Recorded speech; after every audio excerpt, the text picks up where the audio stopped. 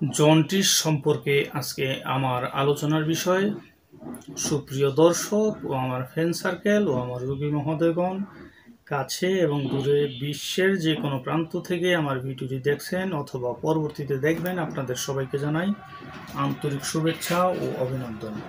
রোগ বিষয়ক, চিকিৎসা বিষয়ক, স্বাস্থ্য বিষয়ক ইউটিউব চ্যানেল ভিত্তিক ভিডিও বার্তা রিয়াজ হার্বাল চিকিৎসা কেন্দ্র এটি একটি অত্যাধুনিক ইউনানি আয়ুর্বেদিক এবং হার্বাল চিকিৎসা প্রতিষ্ঠান। এখানে দীর্ঘ প্রায় 16 বছর যাবৎ ইউনানি আয়ুর্বেদিক এবং হার্বাল ঔষধের মাধ্যমে চিকিৎসা দিয়ে, সেবা দিয়ে ও সুপরামর্শ দিয়ে আসছি বন্ধুগণ। আমি হাকিম মোহাম্মদ রিয়াজুল ইসলাম, তিব্বিয়া হাবিবিয়া ইউনানি মেডিকেল কলেজ, ঢাকা। মূলত আজকে আমার আলোচনার বিষয় জন্ডিস সম্পর্কে। জন্ডিস আসলে কি? জন্ডিস হলো বুকের বাম পাশে পাঁজরের নিচে বুকের ডান পাশের পাঁজরের নিচে লিভার থাকে। এই লিভারের বিভিন্ন প্রকার রোগ, যেমন লিভারের দুর্বলতা, লিভার ফুলে যাওয়া এবং লিভার বড় হয়ে যাওয়া, বা লিভারের বিভিন্ন সমস্যা যেমন লিভারের এইচবিএস, লিভার সিরোসিস, লিভার প্রদাহ এবং জন্ডিস। এর প্রথম ধাপ হচ্ছে জন্ডিস। এই জন্ডিসের কারণে কি কি লক্ষণ হতে পারে? জন্ডিস আমরা কিভাবে বুঝবো যে আপনার জন্ডিস হয়েছে?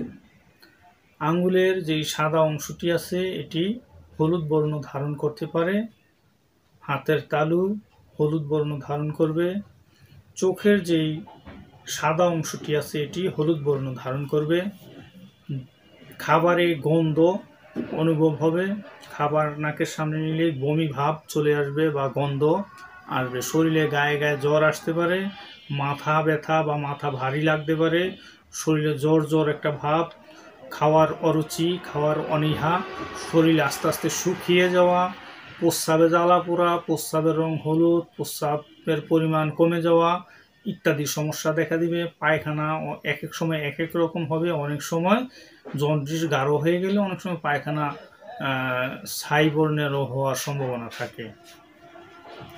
এতক্ষণ আপনারা জন্ডিসের লক্ষণগুলো জানলেন। এখন জন্ডিস সম্পর্কে কিছু ভেষজ খাবার সম্পর্কে আলোচনা করব। জন্ডিসের ভেষজ খাবার আপনারা করলার ঝোল খেতে পারেন। আমি আবার বলছি, করলার ঝোল খেতে পারেন, যেটি বড় বড় সাইজের ওইটাকে করলা বলে, আর ছোট যেটা এটা উস্তা বলে। মূলত করলাটি জন্ডিসের ক্ষেত্রে অত্যন্ত কার্যকরী। আর ঔষধের মধ্যে আপনারা সেবন করবেন দিনার সিরাপ।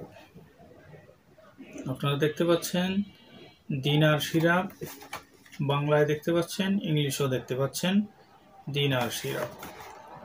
এটি মূলত যকৃতের প্রদাহ এবং প্রতিবন্ধকতা, পাণ্ডুরোগ, পাণ্ডু মানে জন্ডিস বাংলা শব্দ, বা জন্ডিসের কারণে হাতে পায়ে পেটে অনেক সময় পানি জমে যায়, সেটি দূর করতে সক্ষম। জন্ডিসের রোগীর কোষ্ঠকাঠিন্য দেখা দিতে পারে, সেইটি দূর করতে সক্ষম। কোষ্ঠকাঠিন্যের কাজ করে, ফুসফুসের আবরক, ঝিল্লির প্রদাহ দূর করে এবং মহিলাদের জরায়ুর সমস্যা দূর করতে সক্ষম। মূলত এটি যে সকল ভেষজ উপাদানের সমন্বয়ে প্রস্তুত: গাউজবান, কাশনিমূল, কাশনি বীজ, গোলাপ ফুল, শাপলা ফুল, স্বর্ণলতা, রেউচিনি এবং অন্যান্য ভেষজ উপাদানের সমন্বয়ে বাংলাদেশ ইউনানি ফর্মুলারি মতে প্রস্তুত। এটি মূল্য 200 টাকা।